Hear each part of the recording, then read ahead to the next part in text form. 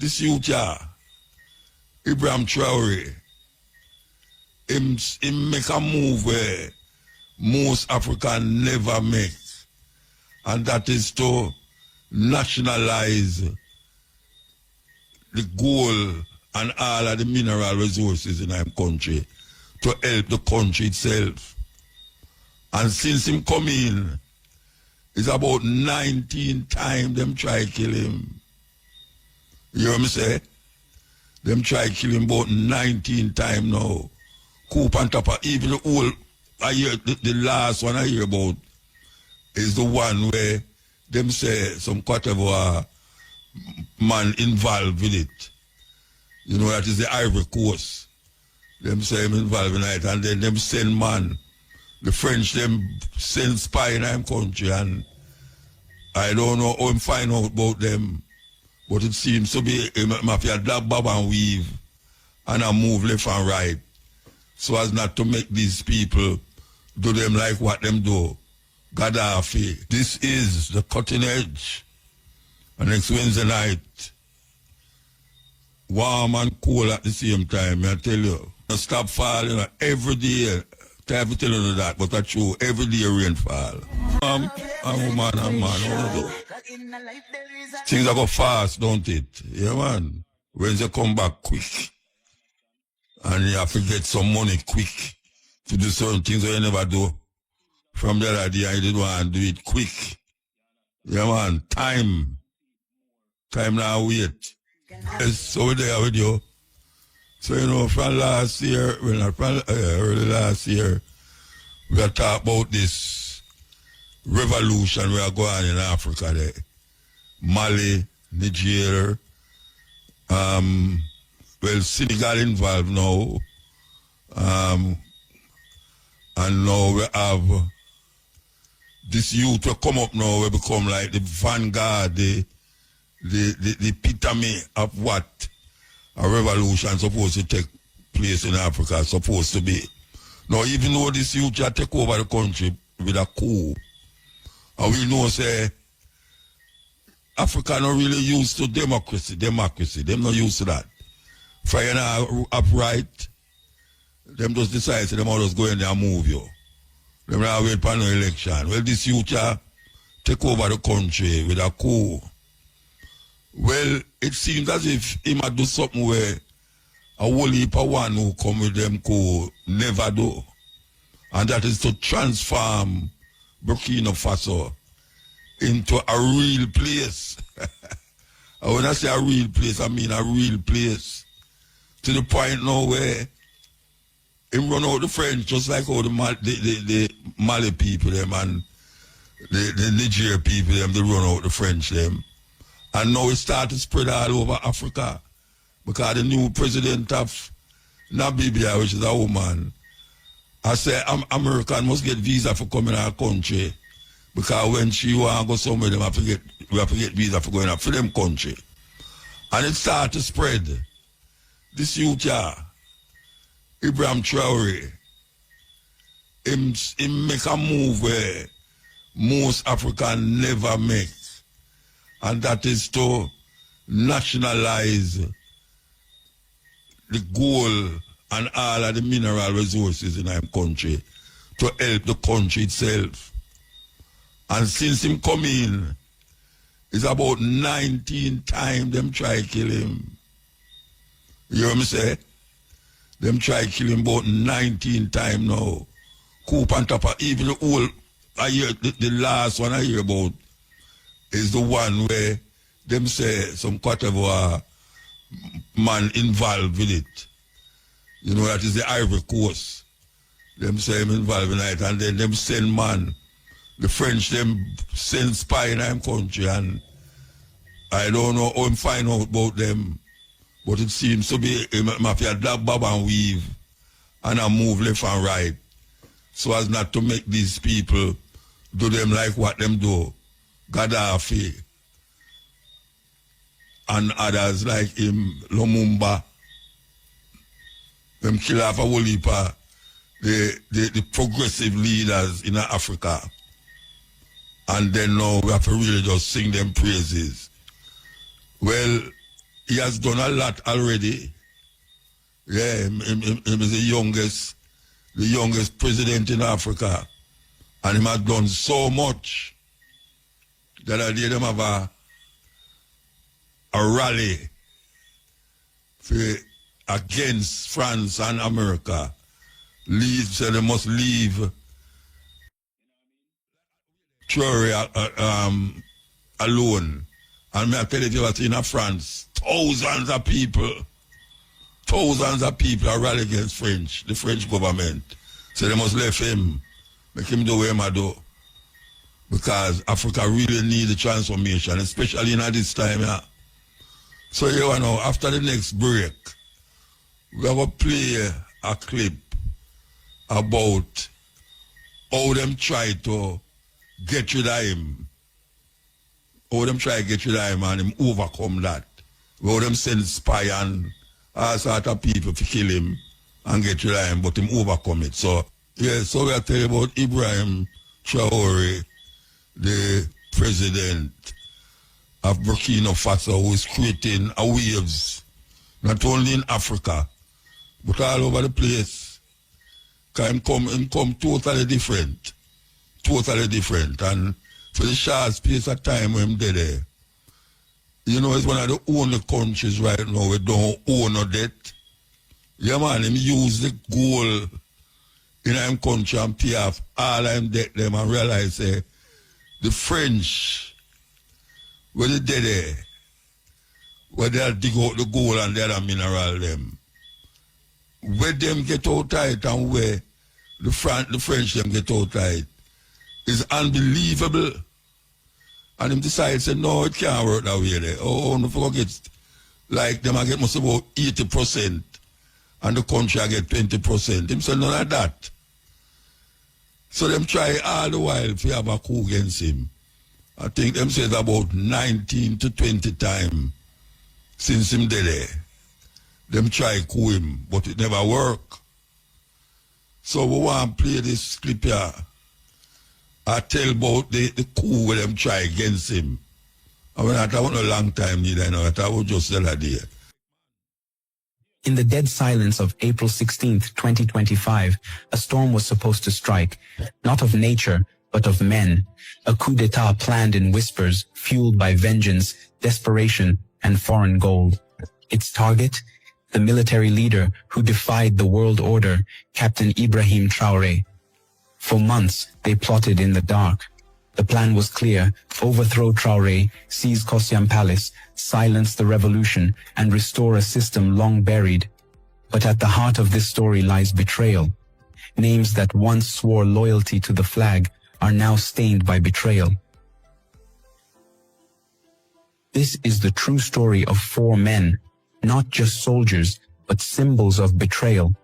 Men who once swore to defend their nation, now accused of nearly breaking it. Major Corey, Lieutenant Abdou Bari, Colonel Diallo Kader, and Captain Rene Ouedraogo. They were the architects of a secret war.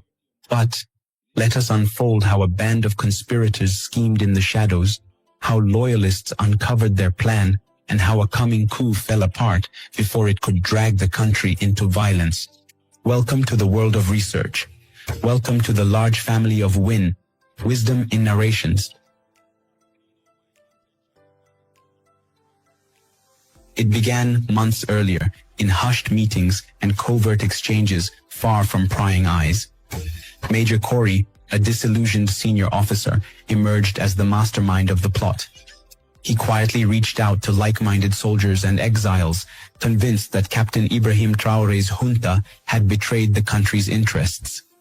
By early 2025, Corey had recruited a small circle of co-conspirators, each with a specific job in the secret plan.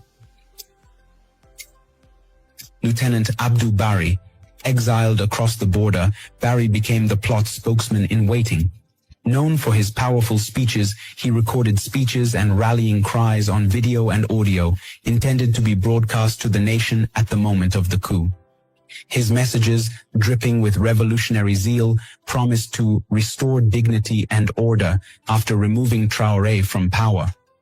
Some of these recordings were covertly circulated on the dark web and encrypted messaging apps, hinting at a coming upheaval without revealing details. Captain Rene Ouedraogo, Logistics Chief. An active duty officer, Captain Ouedraogo handled the tough, hands-on work. He secretly moved weapons, ammunition, and vehicles to hidden houses on the outskirts of Ouagadougou, the capital. Late at night, in secret warehouses, he gathered and stored assault rifles and uniforms for the soldiers who would join the coup. Investigators later identified Ouedraogo as a central figure who brought others into the plan. Colonel Diallo Kader, propaganda architect. A retired military information officer, Colonel Kader lent his expertise in psychological operations. He crafted a sophisticated propaganda campaign to legitimize the coup. Polished videos were produced showing armed men declaring the liberation of Burkina Faso and denouncing Traore's government as puppets of foreign powers. In early April, one such video went viral on social media. A masked officer calling on citizens to reclaim our nation on April 16th. It was quickly taken down by authorities, but not before it sowed confusion and got thousands of views. Kader's aim was clear: to erode public confidence in the junta and prime the population to welcome the coup as a rescue mission. Major Corey, lead planner and liaison. At the helm, Corey coordinated all these moving parts. He communicated with Lieutenant Barry over encrypted channels on the dark web, ensuring the exiled voice stayed in sync with the on-ground reality. He checked which units might be friendly to their cause and planned the attack on the presidential palace. But even more dangerously, Corey reached out to Burkina Faso's worst enemies, the jihadist militants causing chaos in the north. Through secret contacts, he made a risky deal. The extremists would step up their attacks in the countryside as a distraction on the day of the coup, in exchange for future forgiveness or other promised rewards. The plan was to attack the capital at the same time as major terrorist strikes elsewhere. By tying their coup to the jihadists' atrocities, the plotters intended to sow total chaos and overwhelm the government on multiple fronts. These four men and their followers formed a secret group driven by ambition and anger. They saw themselves as the country's saviors, or so they said, but in reality, their plan was a betrayal of the very army and people they claimed to serve.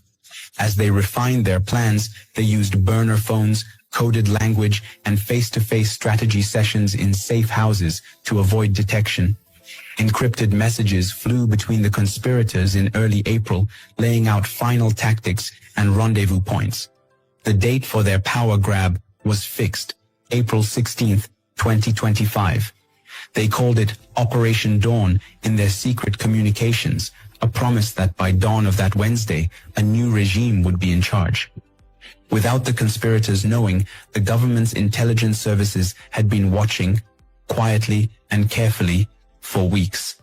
Unit 9, a top intelligence team, became suspicious after noticing more talk on hidden online sites used by extremist supporters. In late March, as Unit 9 analysts went through digital whispers on the dark web, one username caught their eye: Corey Burke, 1984. Posing as militants, the agents engaged this user in an encrypted chat room. What they discovered set off alarm bells.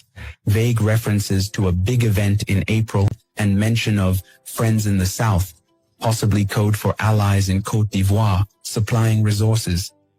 The breakthrough came in early April, when Burkinabe security forces intercepted communications between a high-ranking military officer and terrorist leaders.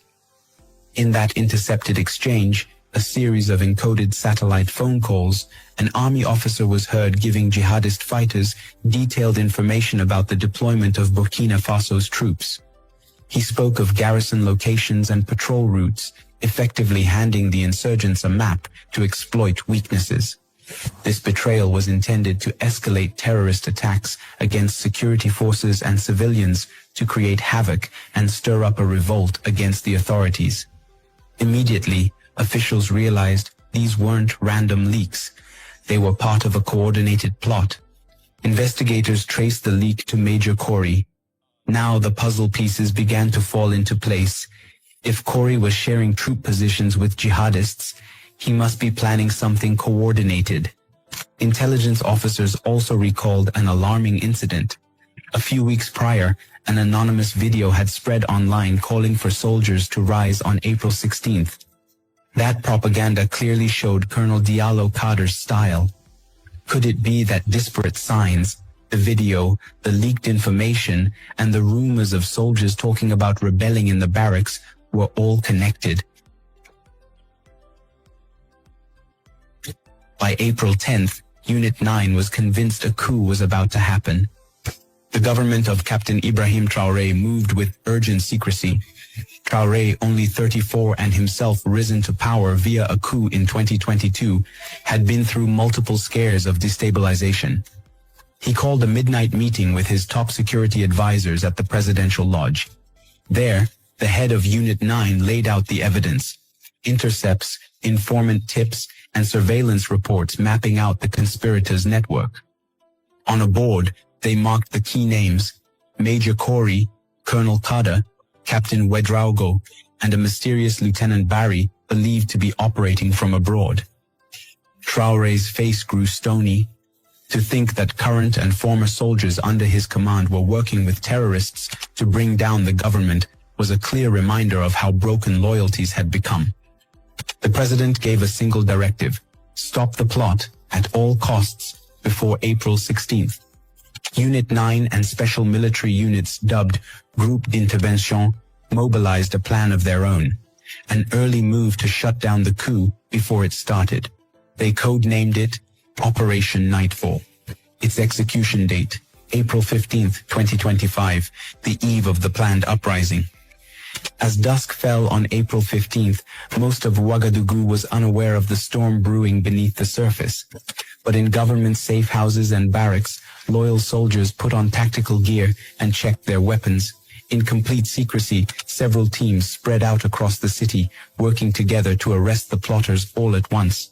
Shortly after 11 p.m., the first strike came.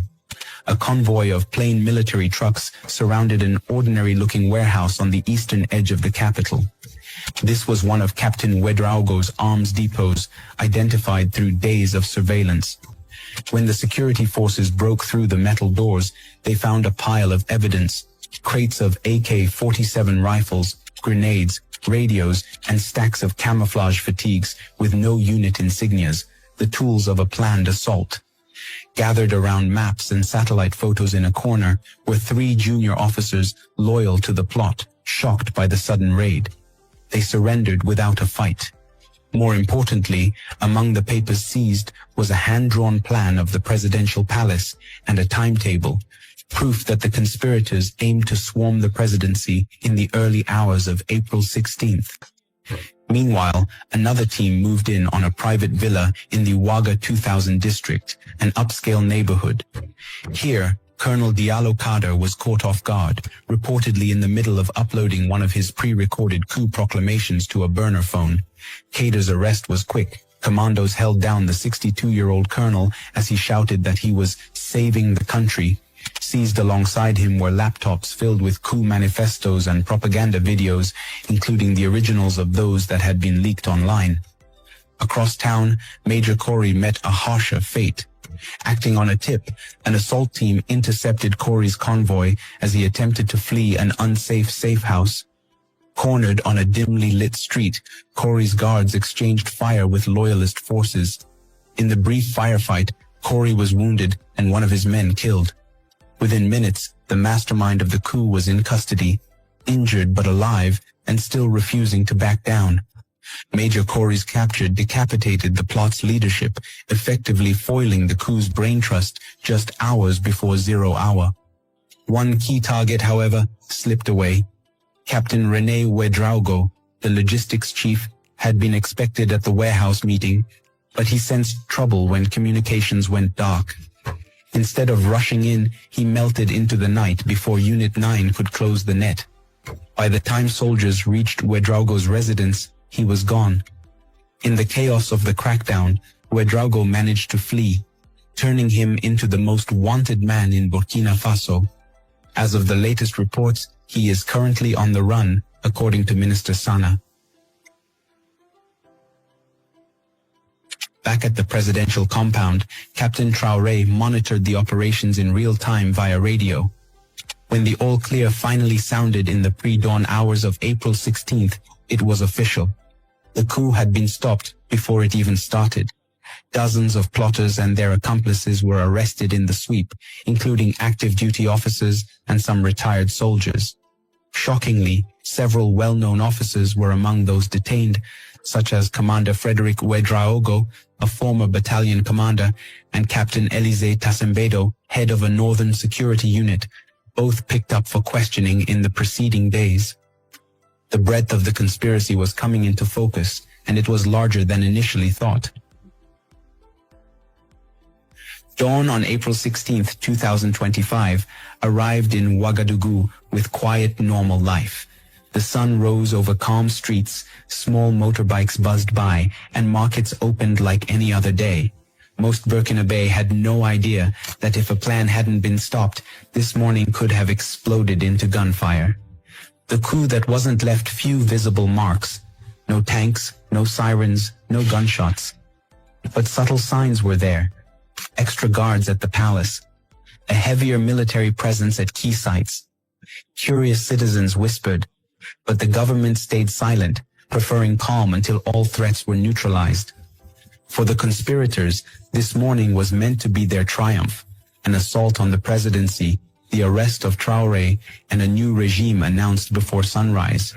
Simultaneous terrorist strikes were to spread confusion across the country. Instead, Major Kori sat in custody, Colonel Kader was arrested, Lieutenant Barry was stranded in exile, Captain Ouedraogo had vanished. Their plan had collapsed. That evening, President Traore appeared on national television. Dressed in fatigues, serious face, he confirmed what many had begun to suspect. A coup attempt had been dismantled. "You slept in peace last night," he said, "under the shadow of a grave threat. Thanks to the vigilance of our security forces, our nation stands strong." Without naming names, he condemned those in league with foreign collaborators who had tried to seize power. "We will hunt down every last traitor," he vowed. "We will be merciless in our defense of the nation." He warned that the enemies of Burkina Faso, though stateless, remained active, a pointed message to those suspected of backing the coup from abroad. Traore closed with a call for unity, urging Burkinabe to stay focused on the fight against jihadist insurgents. The camera lingered on him as he saluted, then the screen faded to black. In homes and barracks across the country, people absorbed the shock. Relief that the coup had failed. Anger that some among them had plotted with extremists. Traore's calm, firm leadership earned praise. But questions still hung in the air. Who else was involved? How deep did the betrayal go? And was the danger truly over? In the days after the April 16th coup attempt, Burkina Faso's military government methodically disclosed how far the conspiracy reached. On April 21st, Security Minister Mahamadou Sana held a nationally televised press briefing that wove together statements, intelligence leaks, and official findings into a single, detailed account. He began by declaring that authorities had dismantled a major plot designed to overthrow the presidency and sow total chaos across the country. Sana explained that the coup was to unfold in two synchronized strikes. First, dissident soldiers, recruited and guided by both serving and former officers, would storm the presidential palace. Second, at that very moment, jihadist militants would launch coordinated attacks in multiple provinces, drawing government forces away from the capital.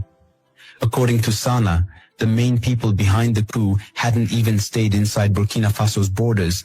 They were operating from exile in Côte d'Ivoire. He named two of the most notorious figures by rank and alias, Commander Joanny Compaoré and Lieutenant Abdramane Abdou Barry, both described as army deserters who had fled to Abidjan and become the plot's chief propagandists. Investigators attributed the government's early warning to intercepted messages exchanged between a Burkinabe officer and terrorist commanders. Those communications, once decrypted, detailed patrol schedules and target coordinates, allowing security services to stop both the palace attack and the insurgents' distraction attacks. Sana emphasized the dramatic scope of the conspiracy, the willingness of its architects to let Burkina Faso burn if that chaos enabled their power grab. But the plotters' ambitions went beyond a simple coup. Sana explained that they had tried to win over religious and traditional leaders, asking them to use their influence to convince soldiers and civilians to join them. Signed documents found in the conspirators' safe house revealed a shocking plan to set up a new government that would ask for help from foreign powers, basically putting parts of Burkina Faso under outside control. In Sana's words, this would have meant giving away parts of the country's independence in exchange for protection from outsiders, something he called the ultimate betrayal of the nation. Over the week following April 16th, security forces rounded up dozens of implicated officers across the country, some apprehended at military posts, others intercepted at border crossings. Courts martial loomed for those detained, though Sana withheld details on any civilian collaborators. The trouble shook trust inside the army. Fired commanders and their suspected allies were looked at with suspicion, and President Ibrahim Traore quickly changed key leadership positions to close any security gaps. On the diplomatic front, Sana's naming of Côte d'Ivoire as the plot's hiding place sparked a serious argument between Ouagadougou and Abidjan.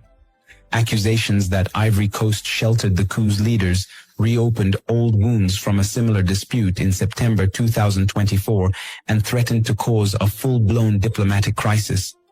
Abidjan denied any involvement, but regional analysts warned that this tense situation could break apart West African cooperation at a time when unity was badly needed against jihadist threats. Indeed, jihadist fighters were still a constant threat. By 2025, around 40% of Burkina Faso was under some level of militant control. As the army worked to crush what was left of the coup, extremist groups looked for weak spots, launching surprise attacks in the north that tested Burkina Faso's worn-down forces. Sana described the coup's failure as a double win. It not only stopped a violent takeover, but also helped protect the fragile fight against terrorism. In his final words, he stressed that by stopping the plot, the government had avoided both a foreign-backed regime change and a possible collapse in the battle against jihadists. In the end, the attempted coup clearly showed the connected dangers facing Burkina Faso, from anger and betrayal inside the country to outside groups helping plots and the non-stop attacks from insurgents. The quick and public way the plot was stopped showed the government's determination, but it also revealed serious weaknesses inside the army, with neighboring countries, and in the unstable areas where jihadists hide. As the dust settled, Burkina Faso's leaders faced the tough job of rebuilding trust at home and bringing people together against threats both known and hidden. This just happened last month, you know. Last month this happened. Traore is in some serious problems, you know. Because we know what these guys do and intend to do when a man rise up and defy them power. Remember Gaddafi, Sankore, Lumumba. I mean, so much rise up. This youth here, they might do some things when no other ones has ever done. Yes. When them decide say I'm going to use the goal and pay off the country debt, it was a shock to the outside world, especially France. Especially France. And now we see my bill, my pave a whole heap of road we never pave yet. beautiful airport. And him not take no pay. Him not have no limousine. Him not have no private jet. Him not take no pay. And him a drive on the back of the van them with the soldier them said we serious youth. And now we say him actions are spread. Yeah man, somebody just want to light the fire and then now you see everything catch, all of the wood them catch, you know, and then it spark all over the place. And that is what happening in Africa right now. Why some people say yes, that is what is happening in Africa. A whole heap of people still at youth. We'll get and say, but wait, this will look for a long time, man. And this are the spark where they are weird pan. On a miserable 13, so we hope it continue. We hope it continue because I have old man. And I talk about, that youth is about 30 years old. We have old man who are come from them country. We are 60 years old. And them just get connected now because of the inspiration of this youth. Yeah, them start to look on things different. So we'll see how far it will go, but we have to make the world know say we, well, not about we know. I can't talk about Jamaica, I talk about Rasta. Rasta support the youth there. Yeah, Rastafari, Bridget and Sisters support the youth there. And hope them continue the way I do. And Baba weave round the French and the American colonialists and neo-colonialists them who try rape Africa continuously. Rape Africa continuously. Suck the blood of the African nation and then claim say we is barbarians and savage. When really and truly is them, is it? Because we not take out no people out of them country and carry them, we go enslave them. Africans don't take people out of, don't go in another man's country and take it out and come enslave them. You know, see it? So, yeah man, Traore is a man where we have to look on and watch. Yeah, we have to look on him and watch him do. See him move with, it look like him want to join the them call it, the Russian, Chinese, India, South Africa, Brazil, the group there where rise up, you know. Look like him try to look a foot into that organization. Yes, him look a foot into it. So I could see where I got with that. BRICS, Brazil, Russia, India, China, and South Africa.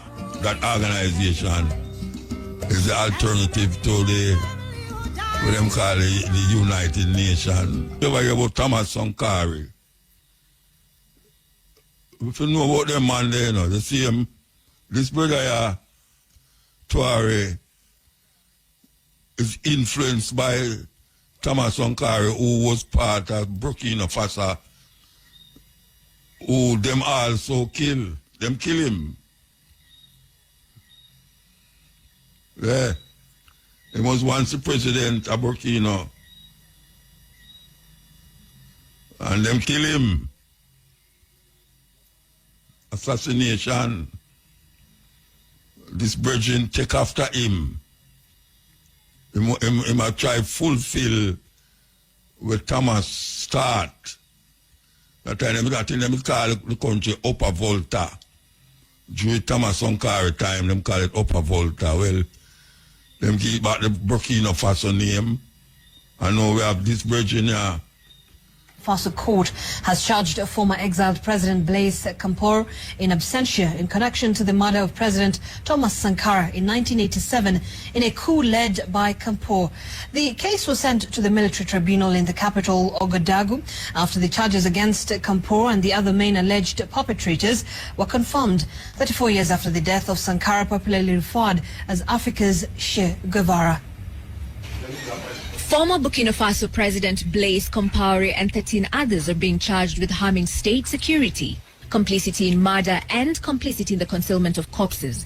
This comes as Blaise, who is in exile, has also been linked to the murder of Thomas Sankara. Sankara, a Marxist revolutionary, popularly referred to as Africa's Che Guevara, was assassinated during a coup in 1987. Among the accused is General Gilbert Diendéré, Compaore's former right-hand man and a former head of the elite unit, the presidential security regime at the time of the coup. Diendéré is currently serving a 20-year sentence in Burkina Faso for masterminding a coup in 2015 against the West African country's transitional government. The arrest warrant was issued against Compaore in March 2016. He ruled Burkina Faso for 27 years before being ousted in a 2014 uprising and fleeing to Ivory Coast, where he is believed to have taken up citizenship. Yes, we take a break and come forward. Break time. Yes, this is the cutting edge. You know, if I interview ya, I don't know if we should have waited till the other had them done, because 5 minute time and the next ad them are going to start. But I could say we got good night, Sharon, good night. Good night, Muta. I'm not hearing you so well. You not hear me? I wonder why. I'm not sure. It sounds muted. Can you hear Dr. George? He's on the other line. Him not saying nothing. Hear my brother. Yeah, me hear him, man. Okay, very good. Okay. All right. You hear me think we should I don't know. Yes. I want you to leave your phone number and I could call you back, because 5 minutes time the next item will come up and you have to go wait till 5 minutes before the next 10 minutes. So leave the phone number there. Leave the phone number. I will tell the operator to call you back. So yes. Okay. DJ Kamara, the phone operator, let them go and leave the phone number and you call them back. All right? Thank you so much. Yeah, because it's Thank short, you. the time's short. All right. Yes, they have the numbers. Thank you so much. Yeah, One okay. left. They have my number? We're going to go back to the guests them. Sharon? Yes, I'm here, Muta. Good evening to you and your guests, All right, your good thanks. listeners. What is the name of the virgin on the other line? Dr. Yes, George I'm Xavier found Love. in the line. Oh? Dr. George This is Dr. Love. We did an interview 30 years ago, back in 1990. You see, Ross? 30 years ago. 30 Still years going ago, strong. yeah. So this is the first time you come back to Jamaica? No, I've been, I was here last year. Oh, it was For your the, last year? Mushroom Conference. Okay. All right, so what is Kenneth, taking what is taking place? Sharon, what is taking place now? Tell me. Oh, it's exciting. He's doing a Kemetic Qigong Science of Rejuvenation program for a set number of people. They're in Runaway Bay. Started May 3rd until the 9th. And then on May 10th, he does a review of those entire 7 days, a review for persons who are interested in learning about the science of rejuvenation, Kemetic, yoga, and other things that he will tell you about. On the 10th, it will be at Hotel 39,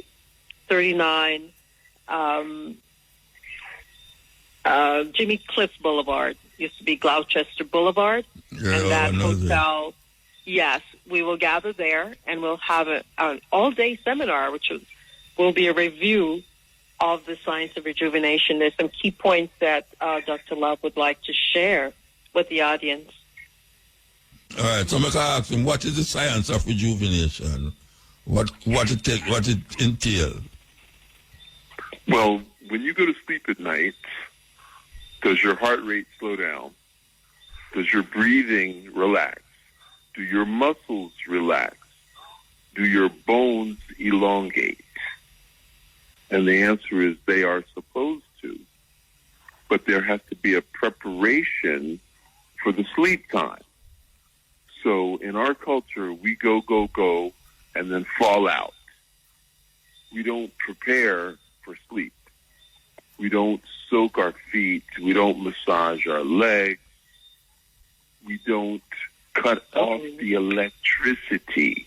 In fact, this time of night, there should not be any electricity. We shouldn't be even awake at this time. We should all be in bed before 11. So that is step one in the science of rejuvenation. But there's 8 main points, and this 6-day retreat that we're doing is rather intensive, and the people are so excited about what they're doing. They're skipping meals. They want to continue working through lunch. So what is causing that? What you do to cause that? Well, the science of rejuvenation. So, first of all, what is the average lifespan of a Jamaican man or a Jamaican woman in 2025? What's the normal lifespan in Jamaica? I don't know. Well, 70 odd, 80 odd. I don't know. Okay, let's say maybe Sharon can tell you. What's the need lifespan of a Jamaican? Let's say 75. All right, 75. Because if you go over 80, I'm gonna tell you right now, it's 66. Oh wow!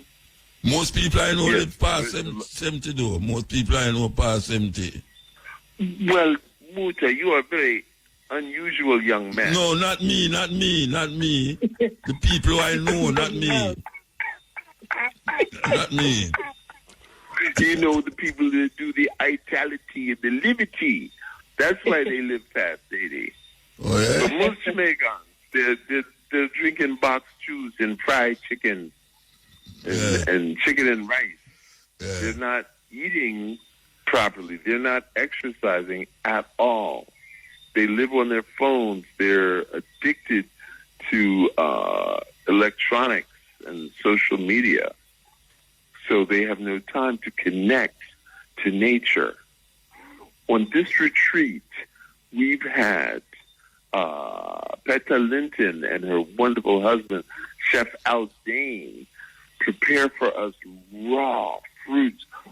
And I lived in Jamaica, and these fruits I have never seen, I've never heard, because they don't get exported. They're only available in Jamaica. And they're served raw. So I never knew that eating a fruitarian diet, that you could actually sustain yourself on a fruitarian diet, because the only fruit I know are the fruits that are available in the U.S. And now I realize the entire food system of the U.S. is crap. And that the only way to sustain yourself in a healthy way is to eat and live liberty and vitality with Jamaican fruits. So what happened to the people who part live? Of the training. So what happened to the people who live here in not Jamaica? The rejuvenation don't work with them because they're not eating the fruits, or how that go?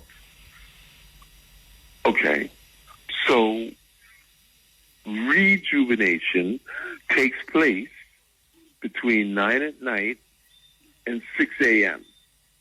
Okay. Okay. So there are 4 cardinal points of the day. I remember, you know. I don't have time. I remember, you know.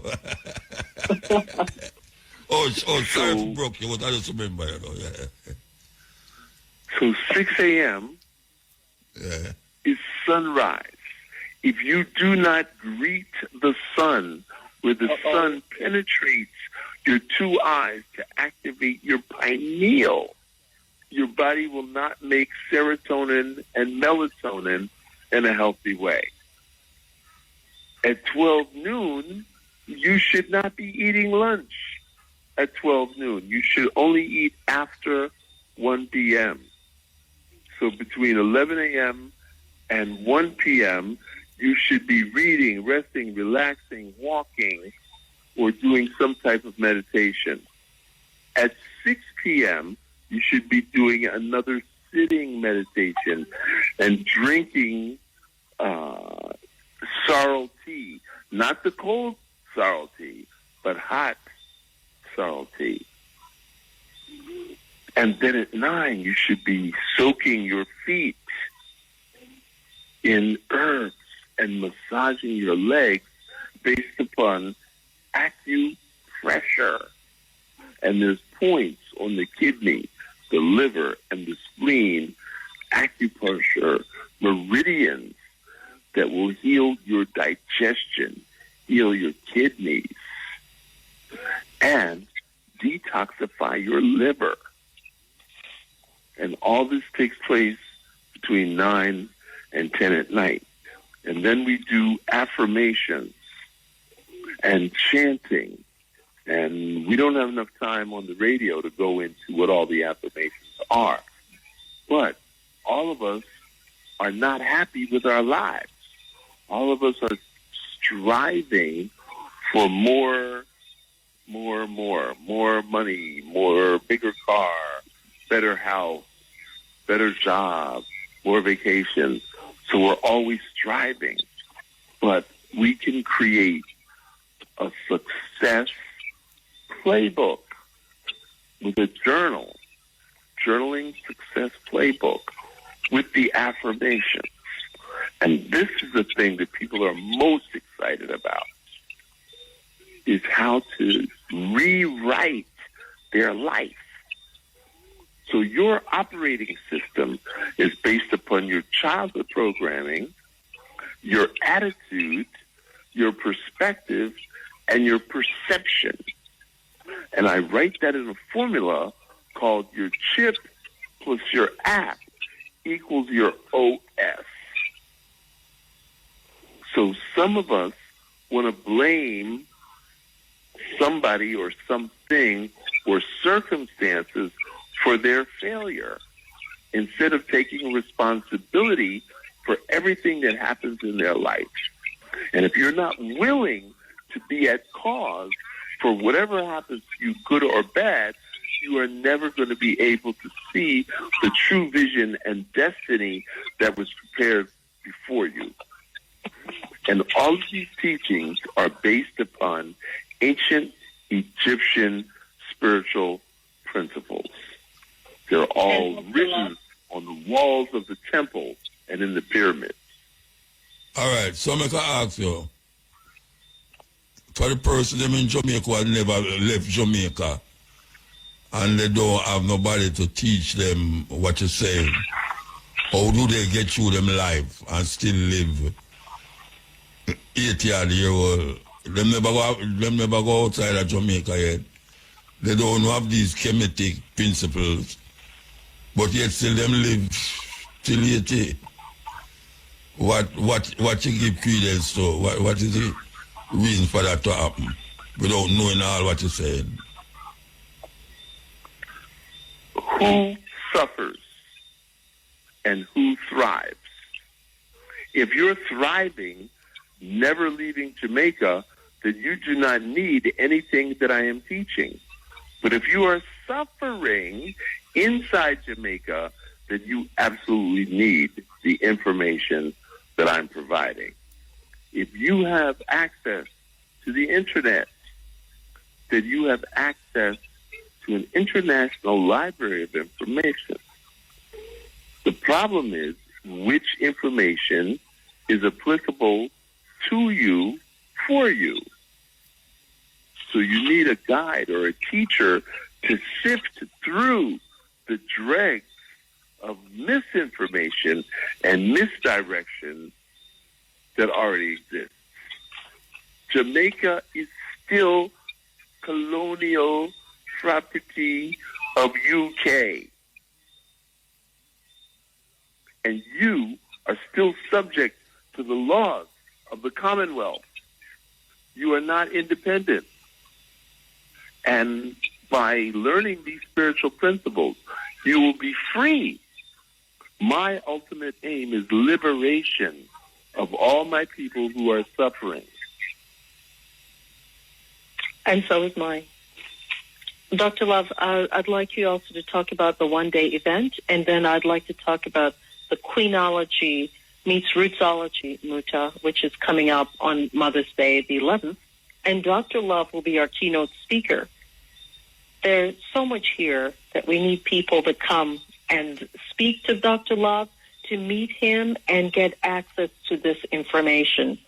And that would be Saturday, the 10th of May at the Hotel 39 in Montego Bay on Jimmy Cliff Boulevard, formerly Gloucester Boulevard. Gloucester Boulevard. So, Muta? Yeah, I'm hearing that. I thought you were going to say something about what you just said. Yes, I would like to say something about the Queenology, but I'd like Dr. Love to say something about the one-day event and invite Jamaicans to come and listen to him, come and meet him. Okay. Fortunately, our event was sold out. And the fact that it's sold out with very little fanfare means that there are many people who are interested in learning this information. Okay. Number two, Jamaica is unique in the world in that it has this liberty and the vitality and the connection to the earth. And that is the reason why we chose to do it here rather than the U.S. or the U.K. Number three, people sort of know certain things, but they don't apply the information properly to their own life. So people need some encouragement. And to that end, I created these dance exercises. And that's another reason why people get excited. They learn how to move. Now, a lot of people have heard of Tai Chi, and a lot of people have heard of African dance, but they don't know anything about it. They don't know anybody who teaches Tai Chi or African dance. And what I've done is I've combined Tai Chi with African dance. You're one of the few who do that. Yes, I am the only one. The only one. I am the only one. I get invitations from China to come there and teach. China originated Tai Chi, but they want me to come and teach them how to turn their Tai Chi into a dance. Okay. Awesome. So that's awesome. the unique thing that I bring into the world. And we'll get a sample of that on the 10th, Saturday, the 10th of May. Of course. That's Very the whole good. point of having a one-day event. Okay, Jamaicans, we want you to come out. So, what you do it now? What's the cost? What's the time? How it work? Well, because you are Mutabaruka, we have put together a special program 2 for 1. So anybody who's listening to your program can take this information 2 for 1. Now, the people who are here, they told me that whatever I charged for this weekend, this 6-day retreat, that I could have easily charged double because the information presented was information they had never heard in their entire life. So you're going to charge double now, or you're going to keep it at the same price? Well, that's why I said 2 for 1. I'm going to charge half price only to people who listen to your show. Okay. So if you give out Sharon's phone number and they call her within the next 8 hours, next 12 hours. If they call her in the next 12 hours, they can receive 2 for 1. May I give the number now? 876 No, say it slower. No, say it slower. Okay, 876-275-3169. 876-275. Okay. Mm-hmm. And you still never tell me the price. 275-3169. Now the price. What's the price? 7,500 Jamaican dollars. 7,500 Jamaican dollar. Okay. Yes, for 8 until 6 p.m. with a morning session at the beach, Doctor's Cave. Okay. Yes, so it's going to be a lot of fun. Muta, we wish you to be there if possible.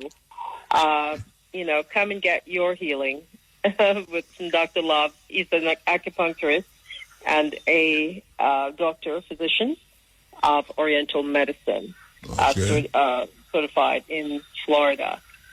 I'd like to ask Muta if I could say a word before we go on the Yes. Rootology, the Queenology Meets Rootology Lifetime Achievement Award.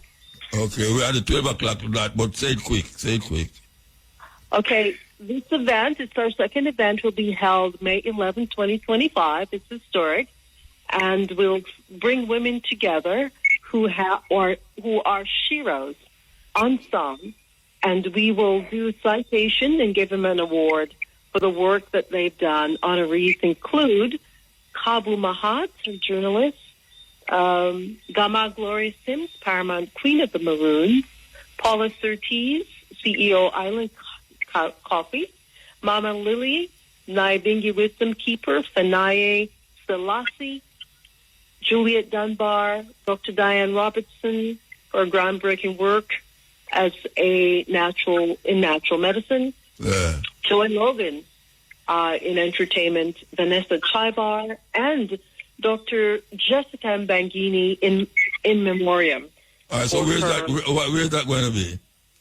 It's going to be at the Temple of Inner Peace from 11 a.m. on No, you have to tell the people them where that is. I know where it is, but them don't know. Yeah, You have to tell them where it is. Mount Airy, and it's Negril, and you get there through Lumpro Road. Westmoreland, yeah. Yes, and Whitehall Road in Negril. Best if they call 876-275-3169 for directions, or use the GPS. Mount Airy, West Cliff Estate. It's the most western point on the island. All right, I could take a break. I can come forward. I want to come forward. Don't take a break. Yes, African sound. Listen to this. The Haitian revolts was set in motion by Jamaicans.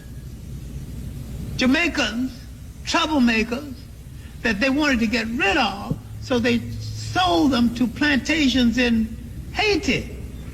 The Jamaican farmers sold them to plantations in Haiti, and the most noted being Boakman, who decided he's going to be a priest. That he's a priest, and he wasn't going to work on the farm. So as a priest, he began to organize the Yoruba slaves in the solidification of the Haitian Revolution, to the point, and he moved it so fast, Toussaint Louverture had to run to catch up with the revolution in order to lead it. Yeah, man. Serious thing. We want to play it again, The Haitian revolts was set in motion by Jamaicans. Troublemakers, that they wanted to get rid of, so they sold them to plantations in Haiti. The Jamaican farmers sold them to plantations in Haiti, and the most noted being Boakman, who decided he's going to be a priest. That he's a priest, and he wasn't going to work on the farm. So as a priest, he began to organize the Yoruba slaves in the solidification of the Haitian Revolution, to the point, and he moved it so fast, Toussaint Louverture had to run to catch up with the revolution in order to lead it. Okay. Tell anybody say you hear that on the cutting edge, if them question you. And that is a scholar, no mean scholar. That's John Henry Clark. For years, the West has spread myths about Africa. Let's debunk 10 of the biggest lies. Lie number 1, Africa is a country. Africa is a continent with 54 countries, each with unique cultures, languages, and histories. Lie number 2, Africa is poor. Africa is rich in resources from gold and oil to tech startups and a booming economy. Countries like Nigeria, South Africa, and Kenya have multi-billion-dollar industries.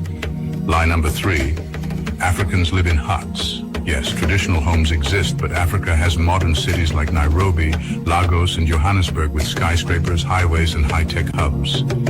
Lie number 4, Africa is unsafe. While some regions face conflicts, Africa is home to some of the world's safest places, including Botswana, Rwanda, and Mauritius. Lie number 5, Africa contributes nothing to science. Africans invented mathematics, astronomy, and medicine long before colonization. Today, African scientists and engineers are making global breakthroughs. Lie number 6, Africa needs saving. The idea that Africa needs saving ignores the fact that Africans are building their own futures, leading in business, tech, and governance. Lie number 7, Africans don't speak English or French. Many Africans are multilingual, speaking local languages and global ones like English, French, Portuguese, and Arabic. Lie number 8, Africa has no history. From the great Zimbabwe ruins to the Mali Empire, Africa's history is rich and deep, dating back thousands of years. Before I reveal the last 2 big lies about Africa, I'm kindly asking you to like this video to help Africarized reach more people. Lie number 9, Africa is always at war. While conflicts exist, most African countries are peaceful and stable with growing economies and democratic governments. Lie number 10, Africans are not educated. Africa has top universities and Africans excel in global institutions leading in medicine, engineering, and politics worldwide. Let's spread the truth about Africa. Stay inspired, stay Africarized. This is the cutting edge. You know, the 25th of May is Africa Day. And you know, Bingi, the main Bingi is in Malvern. Wild up earthquake, you know. Earthquake Bingi in Malvern. You know which part of Malvern there? Malvern there, St. Elizabeth. You drive straight till you reach when you reach Santa Cruz, you turn left and go up the hill there. So one them know, say the Malvern Bingi is on, and make sure, say, if you can't make it, you make it. You understand? And as we say again, we want to yell up earthquake. Okay, which part were they now? Arabs didn't come to Egypt until 640. The first non-African people came to Egypt, otherwise called the Hyksos, in 1675 BC. The Africans there were already in the 13th dynasty period. They had built every pyramid you saw there before. They had done the S-turn in the Nile. They built every one of the major temples that had already been built, including the Grand Lodge of Luxor. The first European to come there did not arrive until the Greeks arrived with Alexander II, the son of Philip of Macedonia. Look, I'm a college graduate. I never heard all this stuff before. Because they didn't intend to teach you that. They can't tell you that you're inferior and teach you that you taught Egypt, Europe. The first Europeans to be civilized by the Africans were the Greeks. When you heard of Homer, the first European to have written anything, you couldn't miss that. They said that Homer wrote the Iliad and the Odyssey. And that was not until 833 BC. The Africans had already in 255,000 at the Tassili Mountain. They had the Sibyllian period, first, second, and third, the pre-dynastic period, all the way up. The Africans had produced men like this, Imhotep, the multi-genius that designed the step pyramid of Saqqara, the first man to be a physician that even Hippocrates, the so-called father of medicine, is giving him credit and calling him the god of medicine. The Greeks changed his name from Imhotep to Aesculapius. There he is. Listen and listen well to what I have to tell.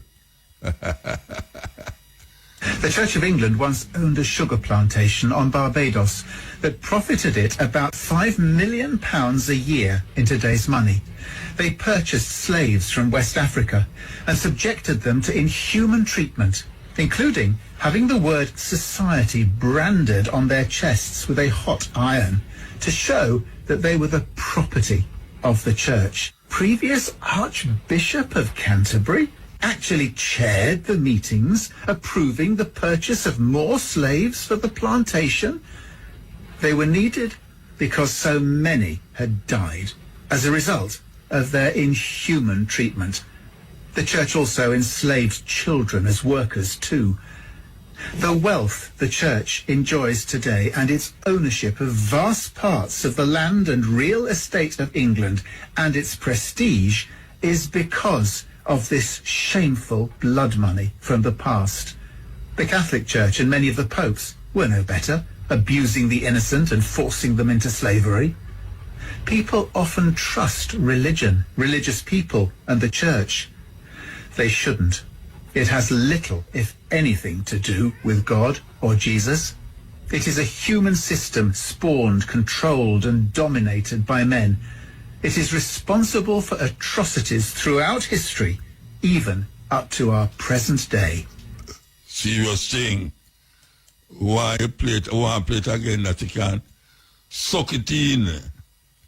Information station, or that we call it, that you can suck it The in. Church of England once owned a sugar plantation on Barbados that profited it about £5 million a year in today's money. They purchased slaves from West Africa and subjected them to inhuman treatment, including having the word society branded on their chests with a hot iron to show that they were the property of the church. Previous Archbishop of Canterbury actually chaired the meetings approving the purchase of more slaves for the plantation. They were needed because so many had died as a result of their inhuman treatment. The church also enslaved children as workers too. The wealth the church enjoys today and its ownership of vast parts of the land and real estate of England and its prestige is because of this shameful blood money from the past. The Catholic Church and many of the popes were no better, abusing the innocent and forcing them into slavery. People often trust religion, religious people, and the church. They shouldn't. It has little, if anything, to do with God or Jesus. It is a human system spawned, controlled, and dominated by men. It is responsible for atrocities throughout history, even up to our present day. Yes. What are the ambiguous? Certain things you never know, but all you can know it if you never know.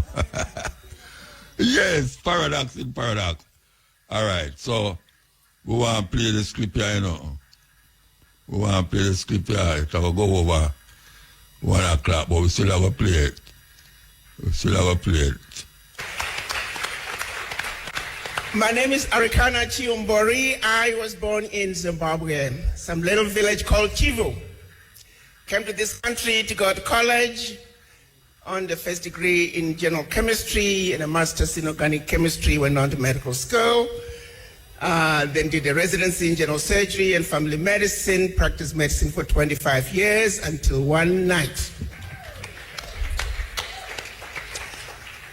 Around 3 a.m. a phone call comes in and says, Doc, the African Union ambassador to the United States has resigned.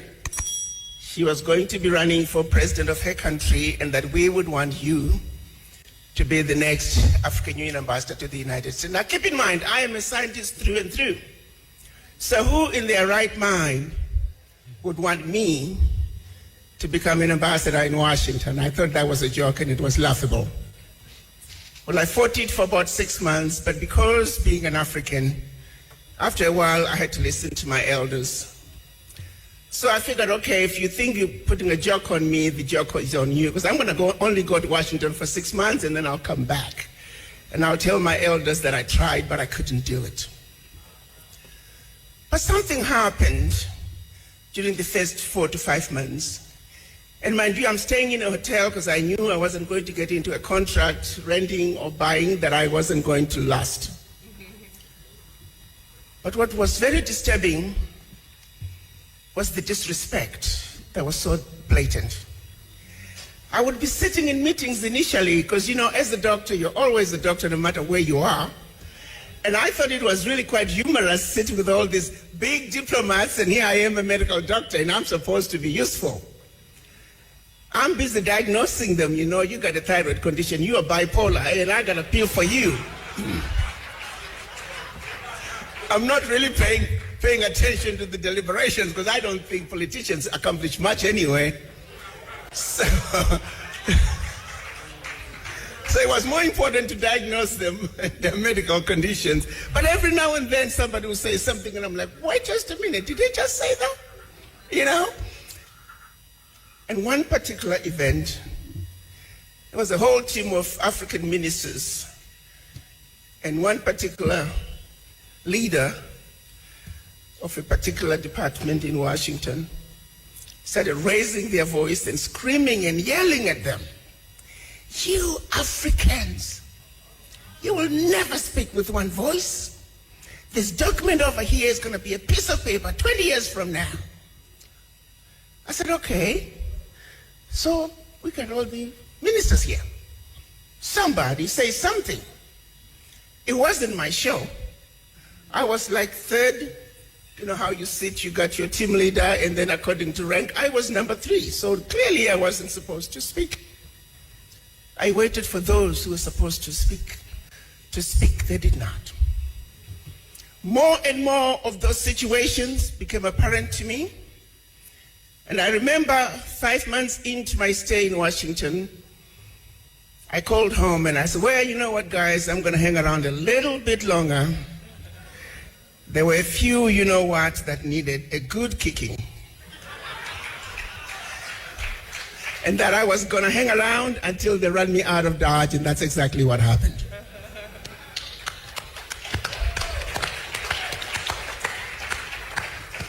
The disrespect is not just for the Africans on the continent.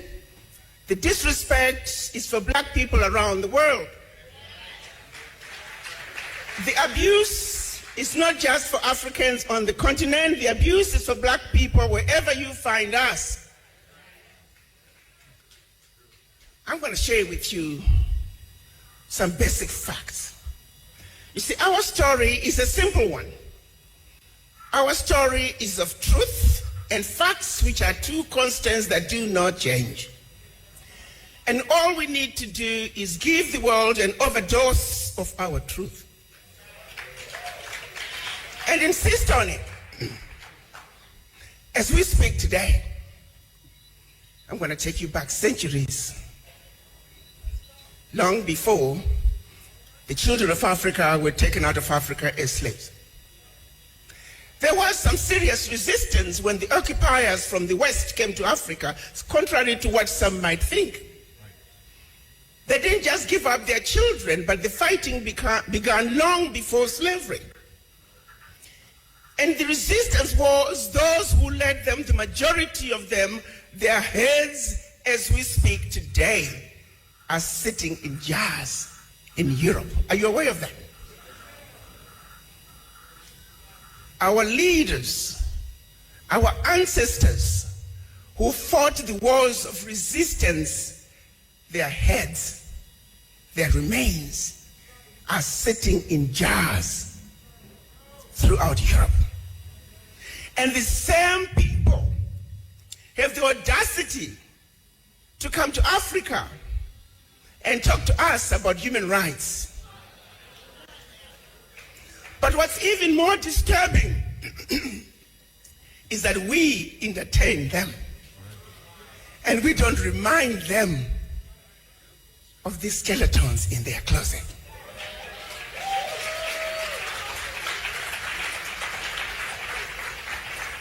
As we speak today, the priceless artifacts that they stole from all over Africa are sitting in their museums throughout Europe. And when you and I, when we visit Europe, we pay to see what belongs to us. Evidence of theft, evidence of murder on display in plain sight. As we speak today, black people are listed as 3/5 of a human being in the US Constitution. As we speak today, the redlining continues. As we speak today, African countries are being made to pay ridiculous interest rates on loans that they should not be paying for. As we speak today, reparations are due.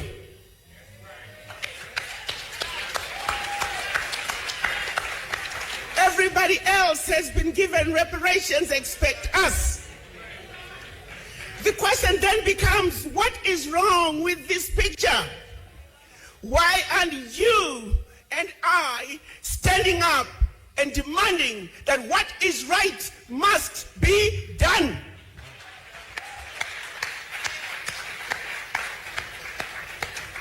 I can tell you why. Because no other race would stand for a minute what is being done to us. How long do you think a finger of a British soldier lasts in Zimbabwe? How long do you think a thumb of a German soldier lasts in Namibia? Not even a minute. They would storm in, kill hundreds, if not thousands of people just to recover that one finger. Why is it that we are unable to come together and speak our truth and demand that what needs to be done must be done?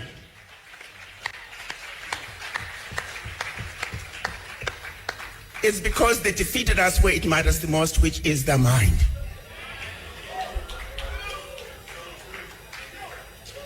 It started with the missionaries in Africa long before slavery. They were sent by the Roman Catholic Church to subdue the Africans, make them believe that when you get slapped, turn the other cheek, and that your riches are in heaven.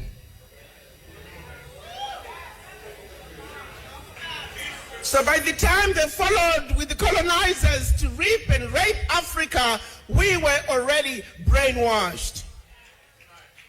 We were meant to believe everything African was bad and undesirable, and everything European was better. And the same brainwashing continued as our children were taken out of Africa enslaved. It continued on the plantations, color gradations, light-skinned versus dark-skinned, field workers versus kitchen workers. To this day, we suffer from the legacy of slavery and the legacy of colonization. For how long are we going to continue to suffer from this affliction? For it is singularly the reason why we are not able to come together just like other races and nationalities have done in this melting pot that is the United States of America.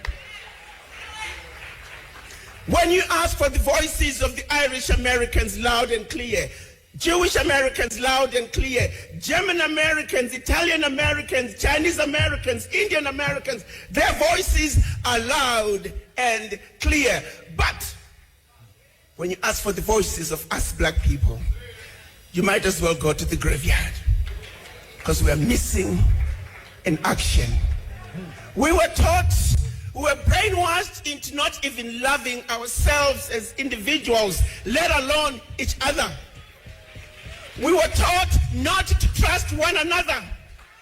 We were taught not to believe that my brother can, my sister can, but somebody else who doesn't look like you and I is better.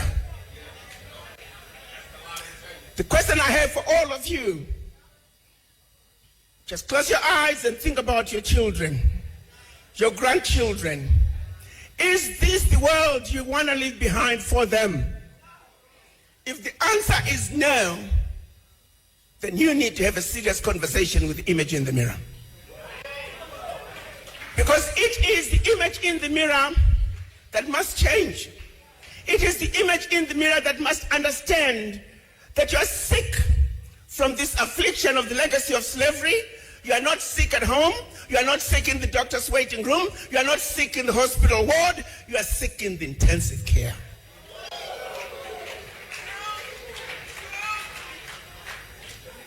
How long are we going to continue to support other people's agendas? Those who stood up to fight during the civil rights movement, during the Pan-African days in Africa, civil rights in the United States, they were all silenced. We are emerging out of a period of 20 to 30 years where just nothing is going on. We are all fast asleep. When are we going to wake up? Reverend Al Sharpton is saying, the time to wake up is now.